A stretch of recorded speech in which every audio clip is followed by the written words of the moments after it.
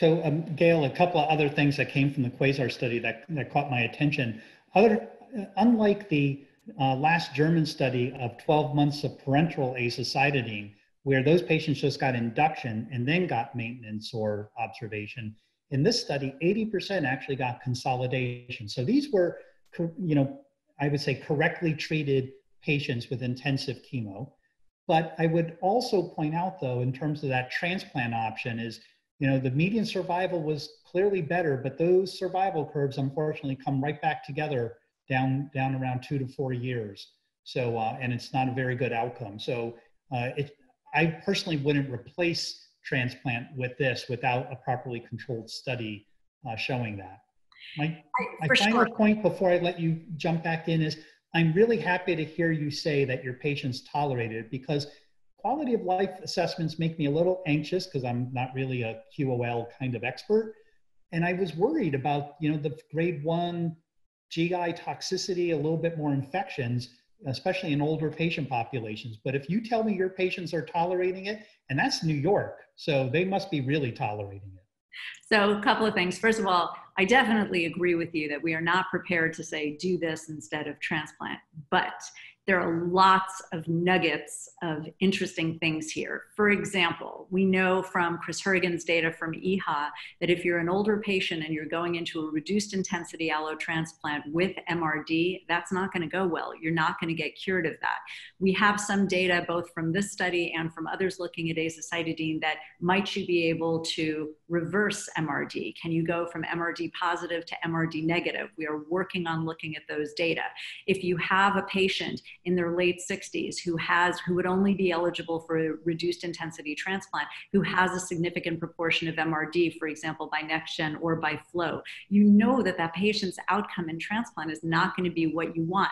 Might you think about a maintenance approach in that patient? Again, these are questions that were not definitively answered by QUAZAR, but I think in putting together what we know about MRD, about the reduced intensity transplant option versus a myeloablative transplant option for some of these older patients, I think it's thought-provoking. From a quality of life perspective, I mean, look, we have to present the data exactly as they are, but if you look into the nuances of it, so first of all, the quality of life measures, we really worked hard on this. There were multiple significant tests that were done throughout the entire follow-up period, which was long. And actually what we saw on the GI tox, it maybe took a couple of cycles for patients to straighten out. And if you talk to my patient who's been on it forever, she'll tell you that, oh, on those days, I might take an extra Pepto, or I might not eat cheese on those days. People work out what they need to do to manage the GI tox, and then it gets better. So if you look at the cycles where it happens, it's incredibly well managed.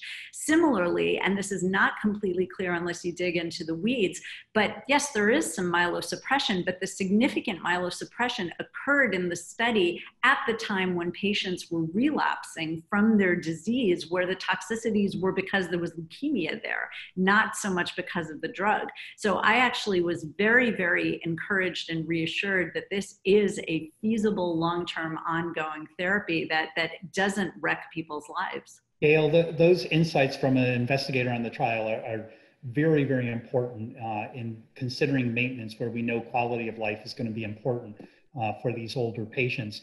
There were a couple of follow-ups to QUAZAR. One of them was the quality of life data that Ravandi presented. The second is that in the study, patients where the blast count started to go up between 5 and 15%, they went to a 21-day, you went to a 21-day schedule from 14 days, and about 25% of those patients responded, and their survival looked to be better. So yeah, I mean, there were three. Ravandi actually presented. So I presented the quality of life. That's actually in a talk, which is, I believe, available for eternity, I think, on video. Then Farah did a poster on the patients over 75. And I think that was incredibly interesting to look at. And he did a great job, actually. It's one of these interactive posters, which I found to be a fun aspect of the virtual meetings, because somehow when you're in a poster hall with 9,000 people and bad beer and bagels and stuff, you can't focus as well as when the author is walking you through it. But he will walk you through that poster if you look at it on the EHA site, and you can see that these are older patients. These are exactly the patients that you'd like not to do a transplant on, and they actually had a survival benefit, they tolerated the drug, et cetera.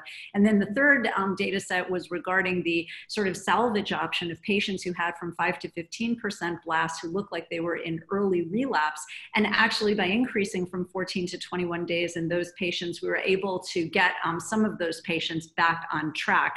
That goes along with Uwe Platzbecker and some of the REL-AZA data suggesting that staving off relapse is a potential concept of application of HMAs. They were not using CC-486, they were using regular azacitidine in that. Yeah, and you know, the benefit in survival in the MRD positive patient subgroup, I mean, there's a lot here. I agree with you. I think this is going to become a new standard of care. Imagine that maintenance in AML after all this time. Hints along the way, but you've shown it now.